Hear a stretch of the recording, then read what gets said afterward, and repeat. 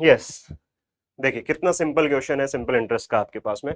और बच्चे, मैं गारंटी देता हूं ये इतना इजी क्वेश्चन है कि इसमें पेन उठाने की नीड नहीं है, और बच्चे इसमें फंसे होंगे। क्यों सर? रेशियो दे रखा है, परसेंटेज के बारे में, मतलब सिंपल इंटरेस्ट के बारे में कुछ परसेंटेज में दे रखा है, वो फंस जाएगा, वो घूम जाएगा। लेकिन क्वेश्चन बहुत सिंपल है। क्यों? आपको बस इतना बताना चाहिए कि R% इंटू टी जो है वो I% के इक्वल होता है। ठीक है, जो टोटल इंटरेस्ट बनेगा उसके इक्वल होगा ये आपके पास, बस इतना सा आपको पता होना चाहिए। तो देखो ध्यान से सुनो, R% into T is equals to I% होना चाहिए। ठीक है, I% निकाल लो, मतलब सिंपल इंटरेस्ट परसेंटेज में कैलकुलेट कर लोगे कितना बन रहा है। सिंपल इंटरेस्ट के बारे में कह रहा है, simple interest is 12.5% more than the principal and number of years and rate are the numerically in the ratio 2:1, then find the value of N and R. N और आर की वैल्यू आपसे पूछिए। तो अगर यहां पे मैं बात करूं, सिंपल इंटरेस्ट जो है वो प्रिंसिपल का 12.5% है, मैं प्रिंसिपल को मानता हूं 100%, और एसआई जो है वो प्रिंसिपल से 12.5% एक्स्ट्रा है, 12.5 ऐड कर दो, 112.5%। ठीक है, सिंपल इंटरेस्ट क्या हो जाएगा? 112.5%।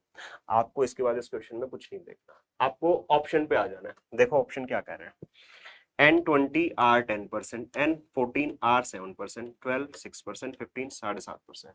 आपको R इंटू टी करना है, मतलब एक तो आपको ईयर दे रखा है, टाइम दे रखा है, और एक रेट ऑफ इंटरेस्ट दे रखा है ना, दोनों के अंदर में आपको R इंटू टी करना है, और ये कैलकुलेट करना है कि 112.5% कौन बना रहा है। 20 इंटू 10 200% नहीं आंसर है। 14 इंटू 7 नहीं आंसर है। 12 इंटू 6 नहीं आंसर। 15 और 7.5% कैलकुलेट करके देख लो आपके पास में कितना आ जाएगा, 112.5% आ जाएगा। ये क्वेश्चन हो गया सॉल्व। ठीक है, चलो दूसरा मेथड आपको, नहीं सर इससे तो नहीं करना, दूसरा कोई मेथड बताओ। तो देखो 12.5% की वैल्यू होती है 1/8। ठीक है, और मुझे एन और आर का जो रेशियो दे रखा है वो 2:1 दे रखा है।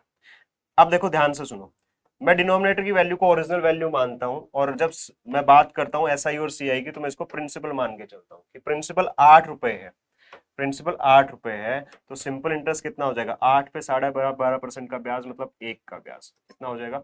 9 हो जाएगा। इनटू, अब ये मान लो 2x और ये मान लो 1x, मल्टीप्लाई करोगे तो कितना आएगा? 2x² आ जाएगा, परसेंटेज में आएगा ना, डिवाइड बाय क्या कर दोगे? 100 कर। अब इसको सॉल्व कर लो।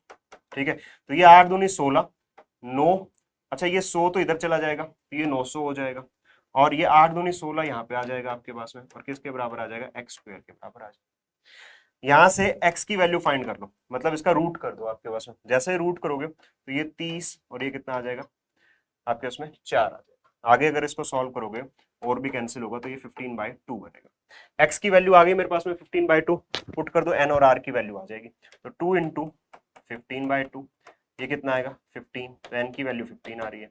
ठीक है, r की वैल्यू तो 1 इंटू 15/2%, तो कितना आएगा? 7.5% आएगा।